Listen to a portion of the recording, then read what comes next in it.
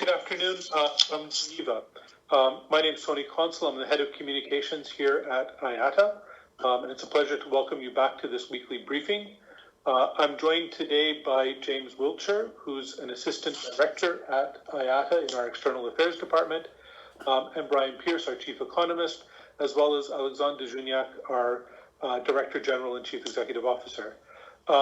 Today, we'd like to address a very topical issue, which is that of quarantine. As we're seeing countries open up, some are persisting with quarantine requirements. And today what we wanted to do was to share with you some of our ideas on alternative measures. James Wiltshire is our subject matter expert on the topic, and he'll take you through our position on this. So, James, over to you. Thank you, Tony, and good day to everybody on the line. So the central question that I'd like to cover in my remarks is how to reduce the risk of a receiving state seeing a spike in new infections without the need for quarantine. And to address that, we're proposing a two-step risk mitigation approach. The first step is reducing the risk of importing infected passengers into the country, and the second step is reducing the risk of any infected passengers that do travel passing the virus to other travellers or into the wider community. I'll go through each of these in turn before discussing some practical considerations, in particular related to data sharing. As you'll see through the discussion, this is very much a continuation of the topic of testing, which was discussed last week by Dr. Powell, and I will recap our position on testing as well.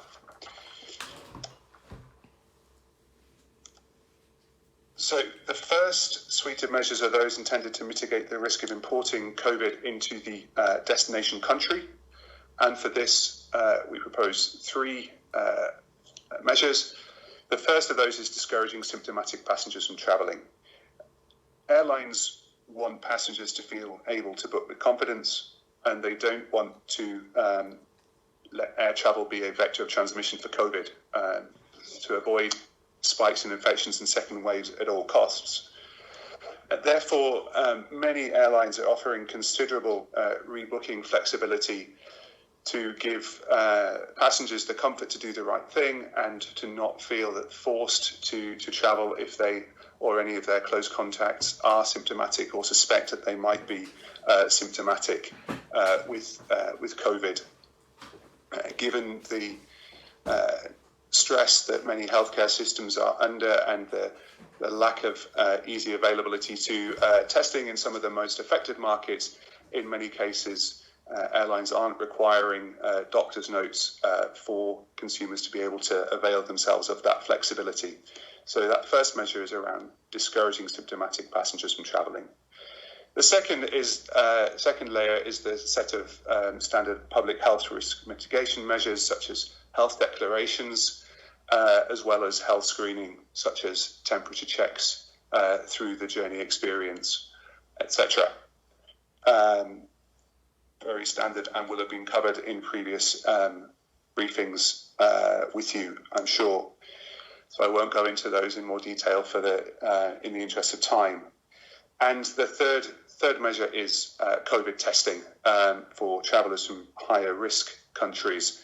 As I said, this was covered in detail last week, but just to recap, IATA's position is that testing shouldn't be a blanket solution, and the availability of a rapid point-of-care test should not be a prerequisite or a barrier to restart.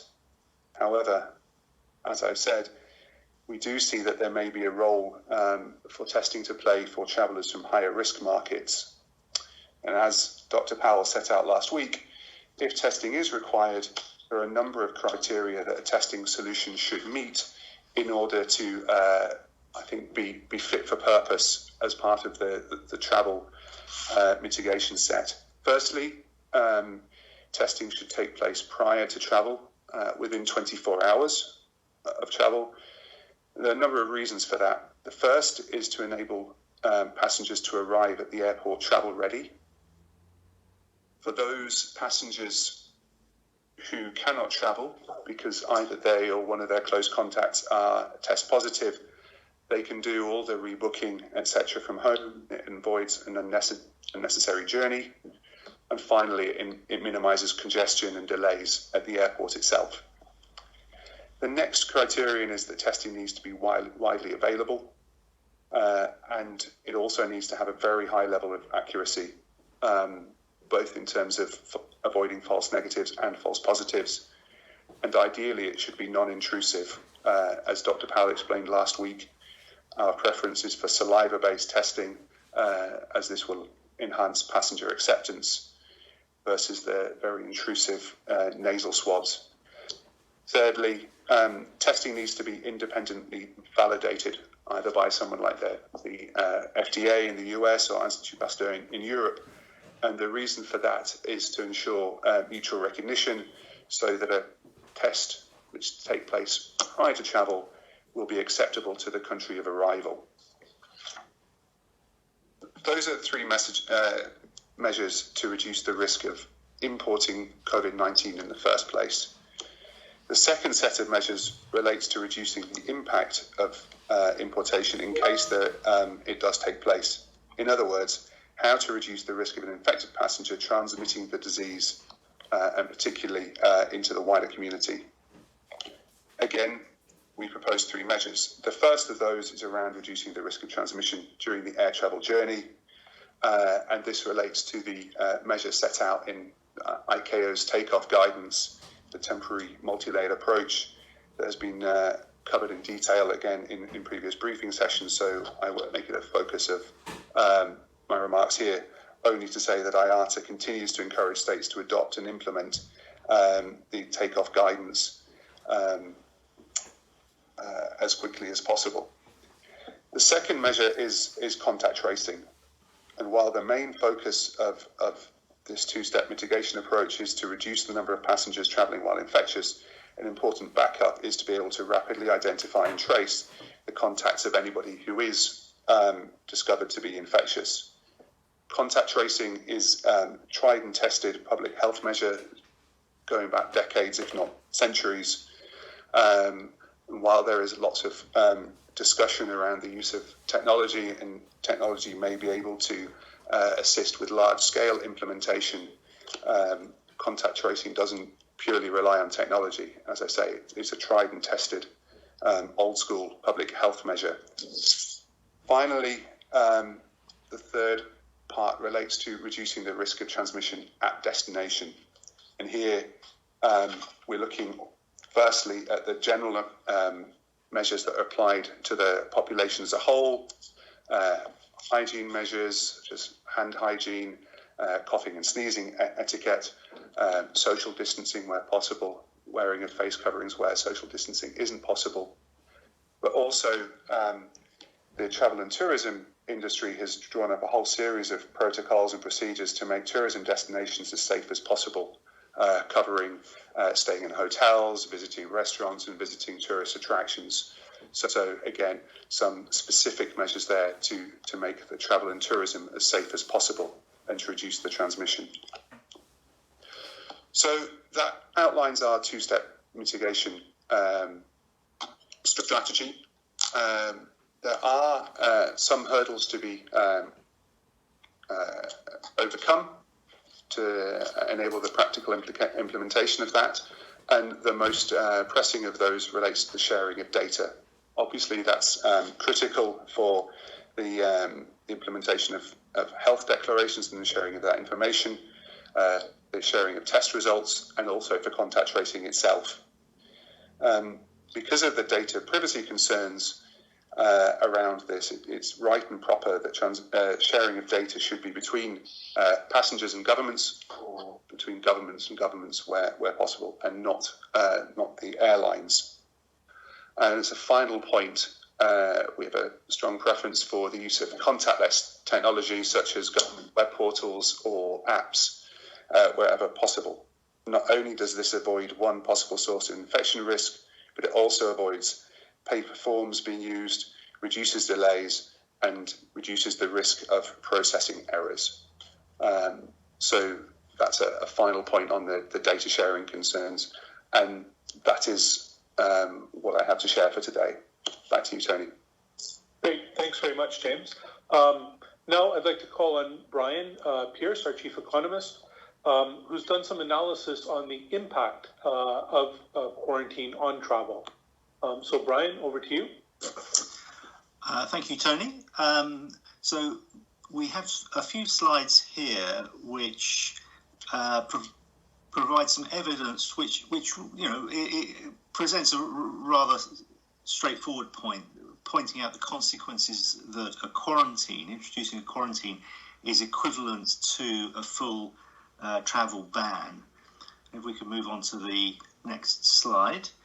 I think the first point is that travellers are clearly just as concerned about quarantine as they are about catching the virus when travelling by air. We've been doing a series of surveys of a little bit under 5,000 passengers. This one is the latest, which was undertaken at the end of May and early June. And as you can see, 84% of people surveyed are somewhat or very concerned about catching COVID-19 while travelling. Clearly that's a major concern.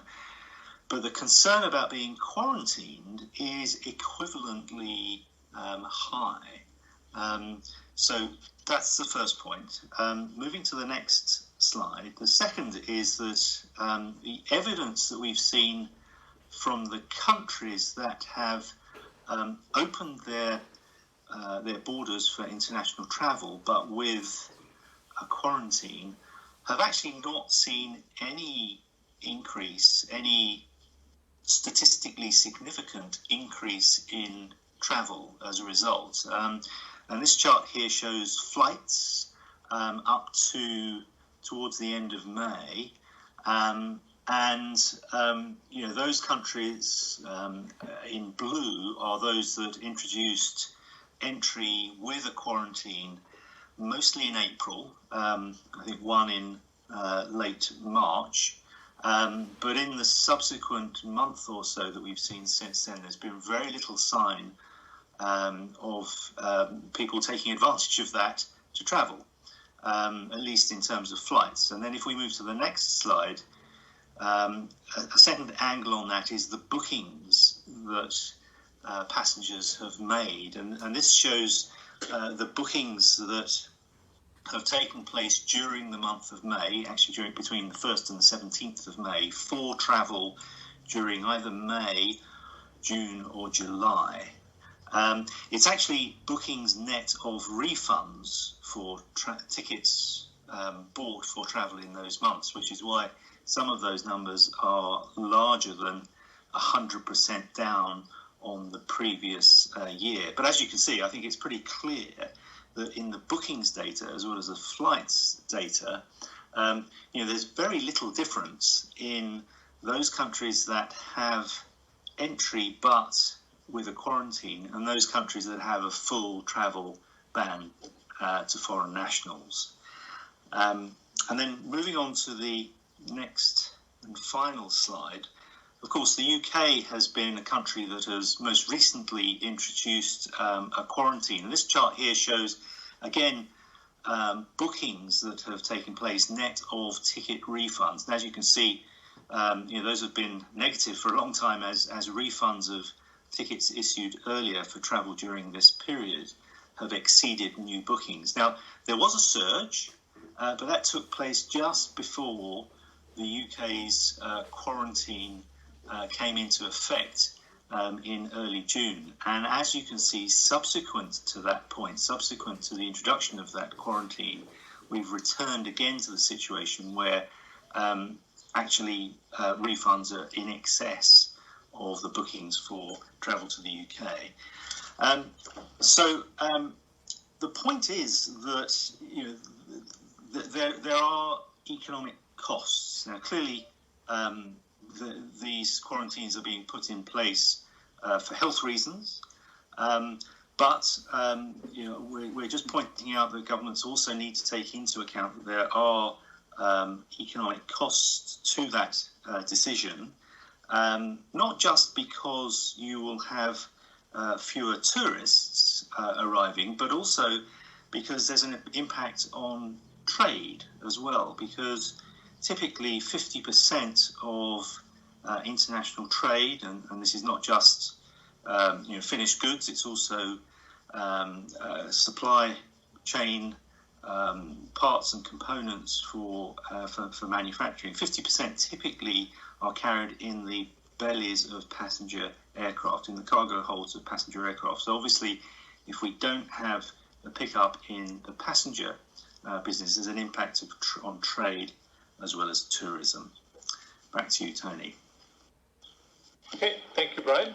And then I'd like to go to Alexandre for a few closing remarks before we open it up to questions. And just a reminder that we will take questions in the chat function.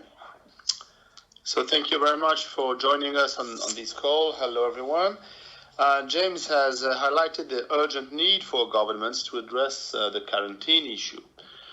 For countries seeking to open up their economies, travel and tourism is a critical sector. Globally, it's about 10% of GDP, and in some locations, it accounts for much more.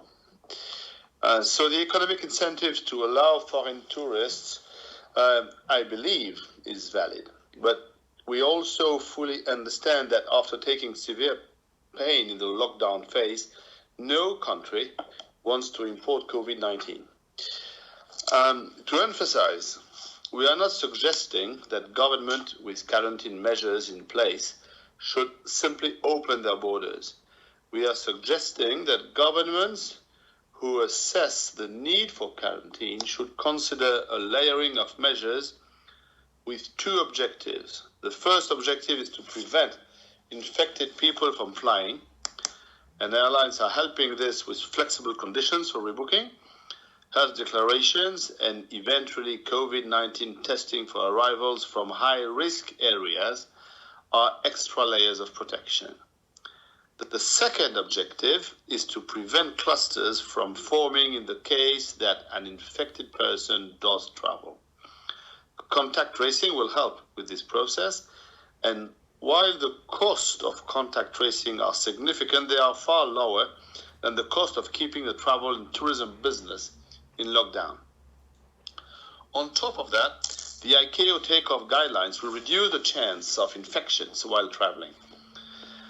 And on top of that are the measures that governments are taking across the population to stop the spread of the virus, mask wearing and social distancing among them.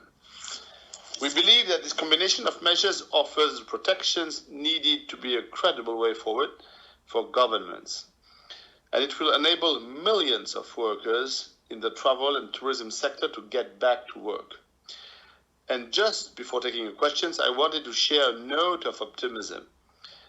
This crisis has demonstrated how much is lost when the world cannot travel. We have seen that in the reporting over the last week as Europe began to open. There are some who say that travel will be changed or reduced forever. I fully disagree. For sure, business travelers will question their travel habits, and leisure travel will be impacted by economic uncertainty. But it is going to be a very rough rest of 2020 and probably 2021. As I said last week, the need for government relief measures remains urgent. But as much as we are connecting through Zoom, Teams, House Party, or other technologies, it is not the same as being there. Flying is freedom, and travel is freedom. That's not something people forget or lose their desire for. It will take time for the market to return. But when it does, the long-term prospects are solid because we fulfill the fundamental human needs for connection and for mobility. So thank you for your attention. Back to you, Tony. Great. Thank you, Alexandre. So we have some questions in the queue, and I encourage more people to ask questions there. We'll take them in order. The first question is focused on the EU. It says, do you expect the EU to end its ban on travelers from outside of the EU, either completely or partially? And will the EU maintain the ban on high-risk countries, including the US? And does IATA have any opinion or opinion on that issue. But what we have heard is that the EU will probably lift travel restriction from countries outside the Schengen area, but partially, not for all countries, that it will be done pretty quickly. There is still apparently a question on travelers coming from high-risk country and whether the US is a high-risk country or not. So the decision has not been made, and so we are still expecting the decision to be made. We hope based on strong and rigorous criteria. And the point that for Europe, as any other part of the world, we do not think that quarantine measures are the right one, provided we implement a rigorous, disciplined, scientific control, health control, and sanitary check approach. So basically, our position on quarantine would apply to the same issue of open. Yeah, for sure. Okay. We have another question on testing.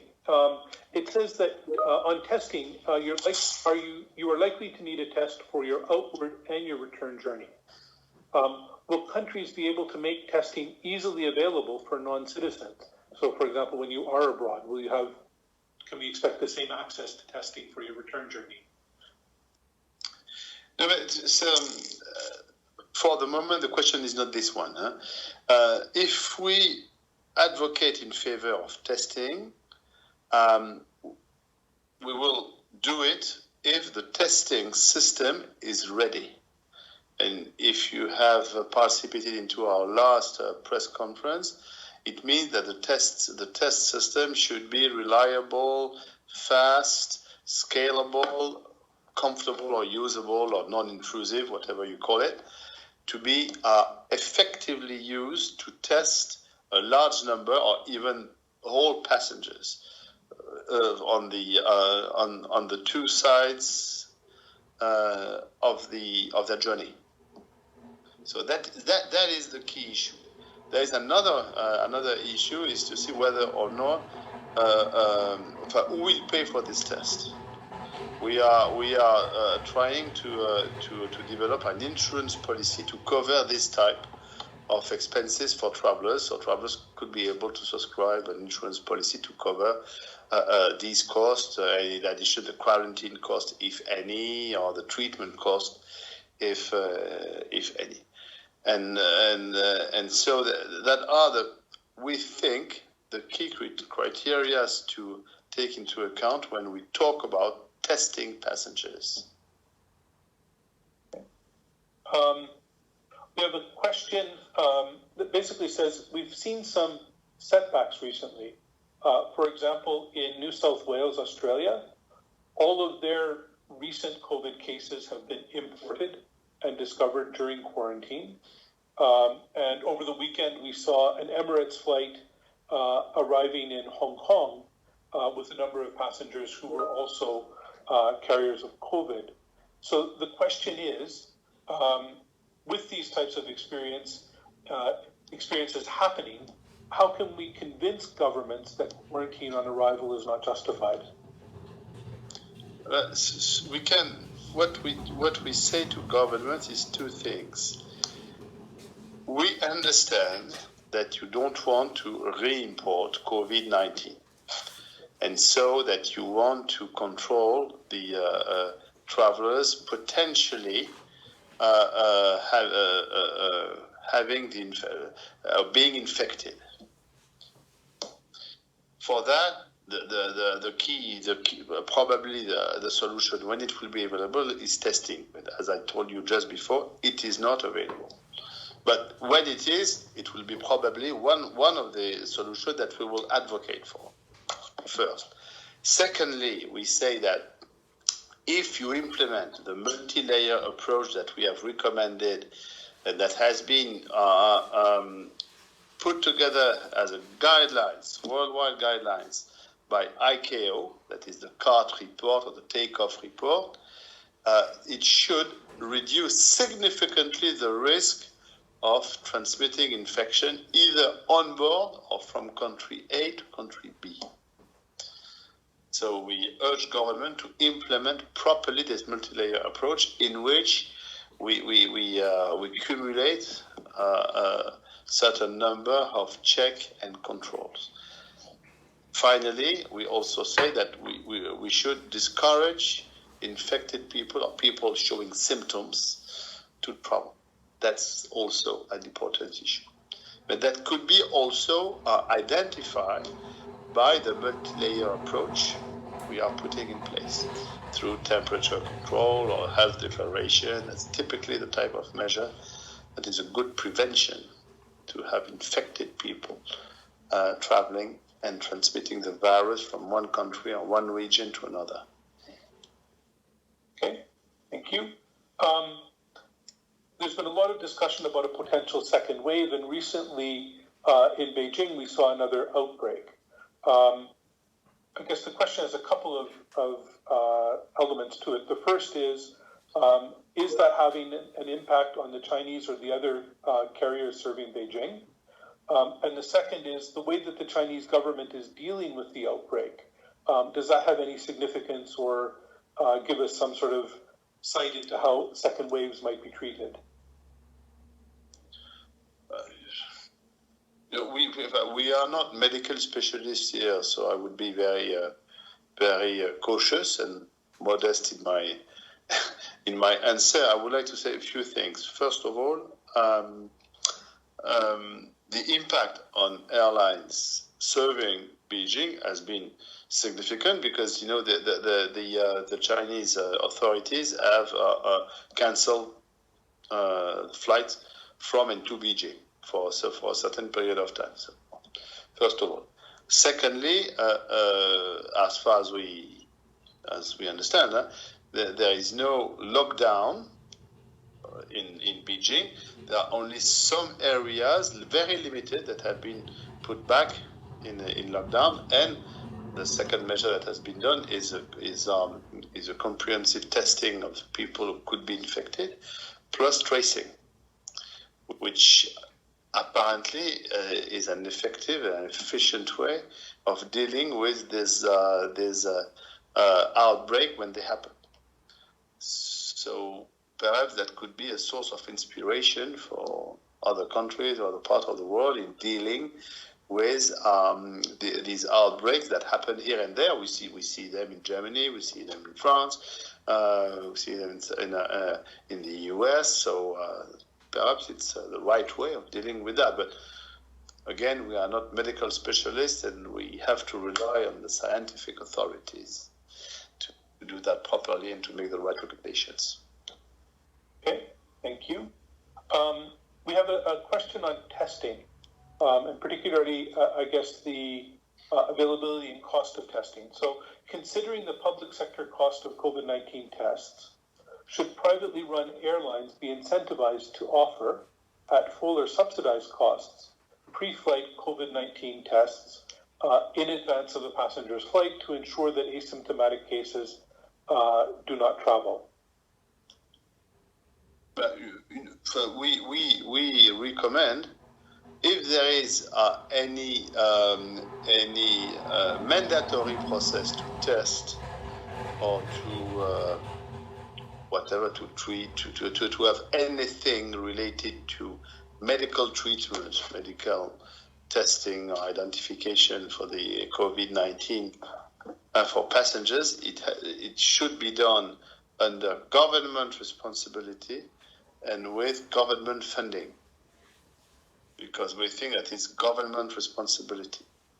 The airline could participate in trying to provide the right space with the airport, or even lending some personnel if it is medically recommended. But it would be a very small contribution because it's not the responsibility of airlines to do that. And I believe, James, you're one of our experts on the international health regulations, but they say something about this issue as well? Thanks, Tony. Yes, that's spot on. So Article 40 of the International Health Regulations, which is the WHO's Bible on this, states clearly that if it's a government mandate, then the state should pay for it, and travellers and airlines shouldn't have to. And that goes for not just for testing, but for other interventions as well, vaccines, etc. Okay. And then there's a follow-on question to that, which says, the financial burden of ensuring that airports, not just aircraft, are COVID-free falls to whom? So I think we've answered the question with respect to testing, but all of the other measures that we've put in place or are recommending have a cost. Who should be bearing that? Well, frankly, it's a sharing between government and the different actors, airports and airlines. You know, we share the expense. We try to find the right sharing between us. But when it's mandatory again, and when it's directly linked to medical measures, it's under government responsibility, as James reminded us of. Okay. We have a question about travel corridors or travel bubbles, and I guess it's a two-part question. One is, are they a solution when countries are opening up their borders? And second would be, what does that mean? Travel pot or travel corridors? Travel corridors or travel bubbles? Okay, travel bubbles, okay. And I guess the second part of that question would be, what does that mean for the super connectors, for example, in the Gulf or hub operations, if the future is travel corridors or travel bubbles? What we think about, this concept is the following. We think that travel corridors or travel bubble could be a very good instrument to restart operations between two countries or two airports, two locations. But it should be temporary. It should be temporary, and then we should go back to normal operation. Normal operation meaning that we implement the general guidelines of CART and of the takeoff report and the local government regulation, and we fly under this regulation and following these guidelines. But this corridors and this bubble shouldn't remain permanent. Otherwise, it would be extremely difficult to manage, different types of corridors and of bubbles. The complexity would be enormous, and secondly, it will be difficult when the situation comes back to normal to dismantle these corridors and these exceptional measures to come back to a normal situation. So we recommend temporary corridors as a good measure to restart, but it has to be temporary. Okay. We have a question that, first off, reminds us that this was the week that the IATA AGM was meant to take place in Amsterdam. And the question is the rescheduled AGM in November still seem to be a realistic possibility? We think so. At this stage, we think so. So, as you know, it has been rescheduled for the end of November, 23rd and 24th of November, in Amsterdam, with the support of KLM, and KLM being the host airline. And we are pretty confident that we will be able to gather everybody physically in Amsterdam. At this stage, we are pretty optimistic. Okay. We have a question on IATA's outlook, particularly for the Middle East. We announced an outlook for the industry earlier this month. The question asks, have we revised our estimate for losses in the Middle East in terms of jobs, GDP, etc., since we discussed those in April? And I think that's a question for Brian. Yes, thank you. No, we issued we issued estimates of industry losses in 2020 for all the regions in June. So those are the latest numbers. We've certainly not revised those since then. In terms of the outlook for 2021, the situation is, we've put together what we think is a likely trajectory for the industry as a whole, but the the uncertainties around border openings are just at the moment so great that we've not produced any separate regional financial forecasts for 2021.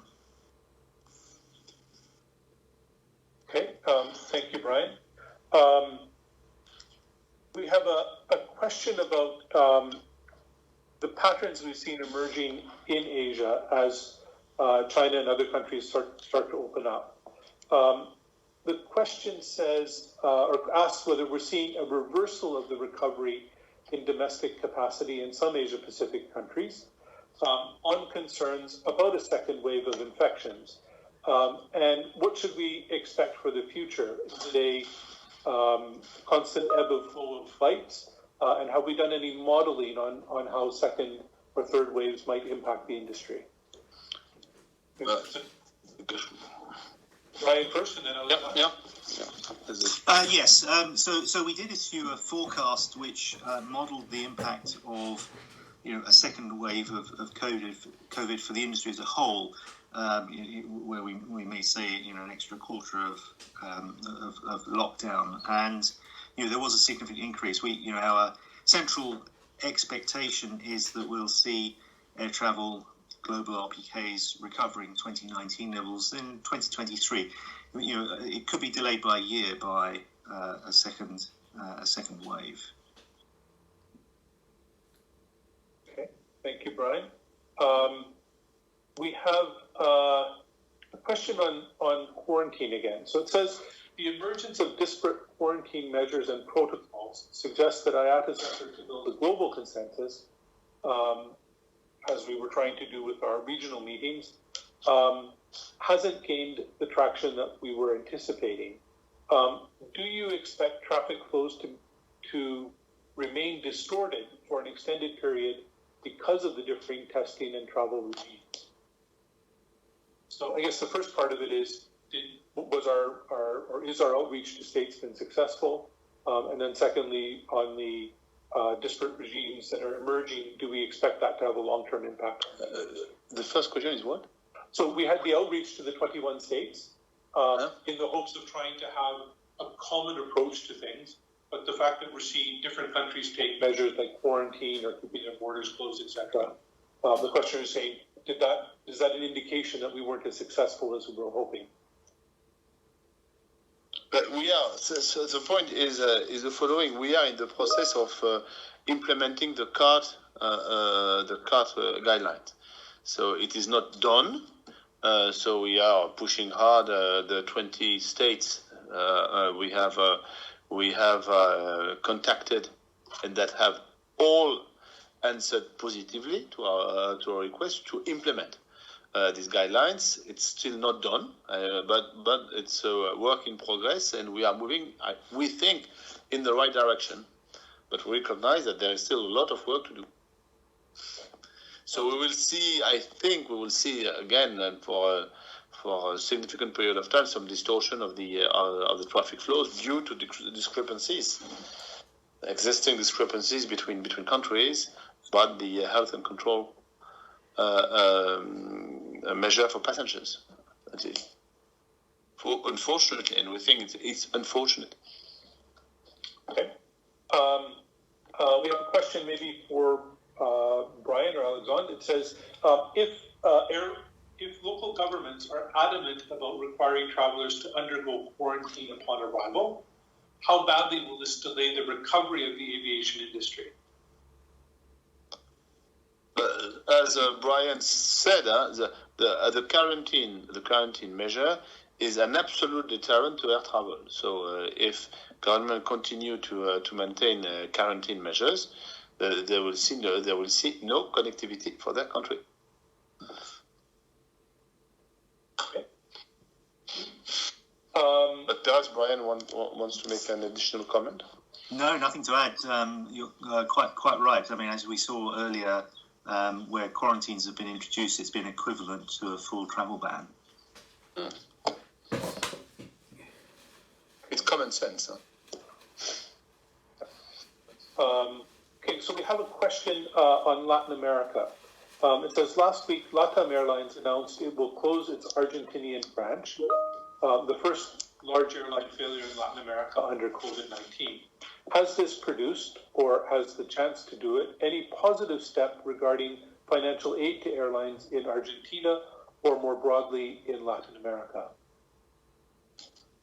We are advocating very strongly in Latin America for government support for their airline, because as all the airlines almost everywhere in the world, they need financial support from their government, cash injection, as almost everyone on the planet, and it's particularly true for Latin America, in which the traffic is down to zero. So that's for sure. And but we think that Latin American government should do more, and probably faster. Great, thank you. This is the last question that we have in the queue, so if anyone has more questions, please get them in there quickly. The last question talks about airlines that are selling tickets for flights that potentially might not be flown. And the questioner specifically cites Alitalia from Milan Linate Airport, which remains closed.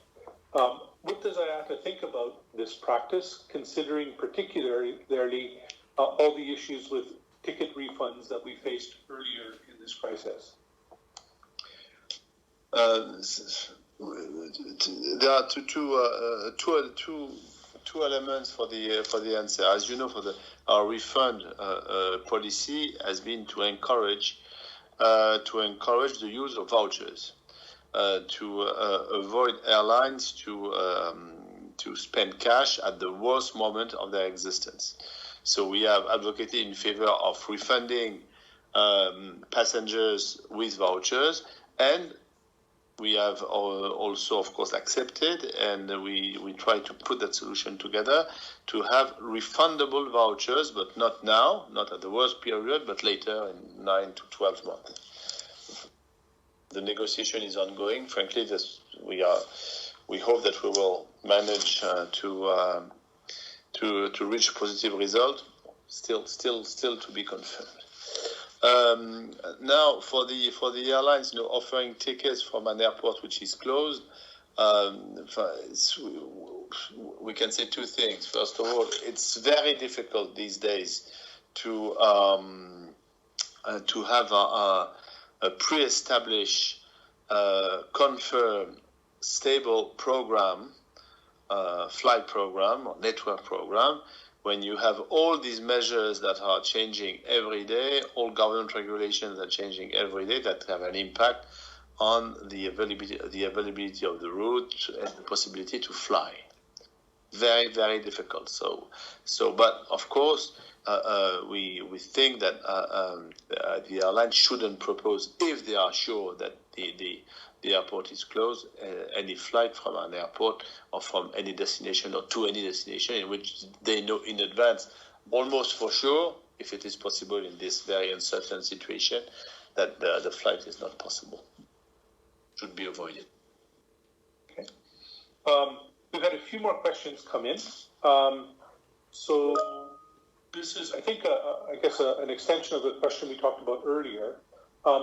If the CART recommendations are not uniformly implemented by states, what are the risks for airlines? Well, the risk for airlines is to have to manage a terrible complexity. It's also a risk for passengers not to be aware of what will they face when they take a flight at the country of departure, but mainly at the country of arrival. And so they will. So it's complexity, uncertainty, threat, and at the end of the day, cost, and finally, a decline or even a stop in air travel because nobody will be ready to fly in such an uncertain environment. That's the main risks. We have a question from Hong Kong. And the questioner says that the Emirates cases were discovered after testing because the passengers were in quarantine. So how would our proposal adequately address that situation? Maybe James? Thanks, Tony. So I think at the moment it's fair to say that Pakistan would count as a higher risk country, and if testing could have been done prior to departure, those passengers would have been picked up, or a large share of those passengers would have been picked up prior to departure. They wouldn't have flown. That would have meant less hassle for them. They would have stayed at home and gone through their COVID experience and travelled later. So I think that's where the testing for higher risk countries prior to travel within 24 hours, so in the community, not at the airport, would help, and specifically in the Emirates case. Yeah, that's the reason why we are still insisting on the importance of testing and the fact that we will advocate in favor of testing, but when the system is ready, which is not the case yet, for the reasons we have explained. Yeah. I think also we're a bit optimistic that the technology is evolving fairly quickly. Apparently, we understand from the pharmaceutical groups or the medical, community that we should have a reliable, fast, scalable, and comfortable test in the coming weeks, hopefully. Okay. We have a question from Latin America. Recently, we've seen LATAM and Azul, two airlines competing in Brazil, announcing, in fact, that they were now going to have a code share agreement. How do you see this as a significant development, and do you see this behavior perhaps being repeated in other parts of the world as a result of the current environment? We have seen in some countries, Australia, for instance, or in Brazil now, cooperation between local or national airlines to serve some destinations. This type of cooperation can be done under exceptional circumstances because it has an impact on competition. And so after this exceptional situation will have gone to an end, probably we will come back to normal competitive situation under the responsibility and under the authority of the antitrust authority to see whether this type of cooperation can be maintained or should be modified or even abandoned. Okay.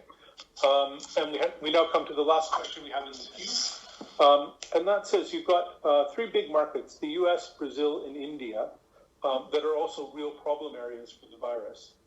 So the question is, how much of a threat is this to the recovery of the industry? And in fact, I suppose, can the industry recover if the US is still in this situation? The part of the industry that could recover in this case, particular case, are the European domestic or Asia-Pacific domestic for continental, or the intercontinental between Asia-Pacific, except India probably, and Europe.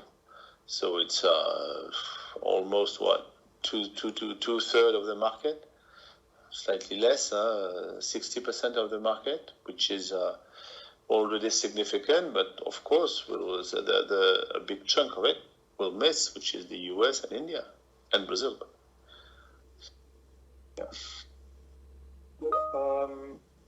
Okay, we have one last question. And this talks about the UK market where quarantine measures are in place. And the question is, are you joining the airline's legal action against the UK government quarantine measures? On that point, we will contribute to the case, not as a party, but giving the information for the court to take to make the right opinion and to take the right decision. So similar economic analysis to what Brian presented here today. Exactly. Plus any elements, facts, or figures that could be useful for the court to make the right decision. Okay, great. With that, I have no more questions in the queue. So thank you all very much.